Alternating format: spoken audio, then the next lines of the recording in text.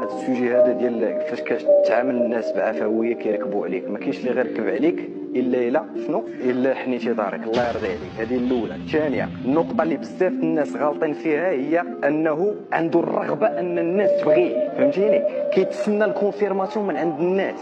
يعني انا فاش كنتلاقى مع الناس في حياتي باغيهم يصفقوا عليا وباغيهم يرضاو عليا. هذا غلط كبير كيعانيو بزاف ديال الناس. يعني انت فاش كتولي الناس خصهم يرضاو عليك راك عبد ديال الناس، الا ما رضاوش عليك غتولي ماشي مزيان. يعني انت فاش كتولي الناس خصهم يرضاو عليك راك عبد ديال الناس، الا ما رضاوش عليك غتولي ماشي مزيان. داكور. بارمي النقاط اللي كنعيشوهم بزاف في العالم ديالنا حنا ديال الخدمه وديال البيزنس وديال هذا، كيقول لك دونت بي يس سير.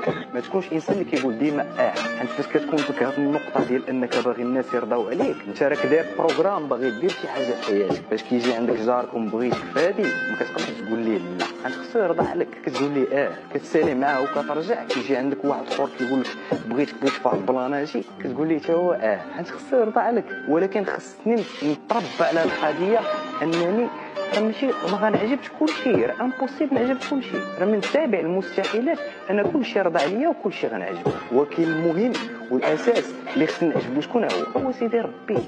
يعني باش تقول لي نكون ظريف بزاف وحذاري من النقطه الاساسيه، هو انه كيقول لك الا عضك الكلب واش غتعضو. عندك انت مبادئ، كنتي ظريف مع شي ناس واستغلوك، ماشي معناه انني صافي نولي استغلالي، لا، معناه ان سيدي ربي راه كيدوزني من بعض المحن، ولكن ربي غيعوضني وغيجيب لي شي واحد اللي غيقدر داكشي اللي عندي. هذوك ابتلاءات، هذا كيتسمى ابتلاء المنافقين. يلاه وليتي كتصلي وكتدعي الله سبحانه وتعالى، ربي كيصيفط لك شي ابتلاء.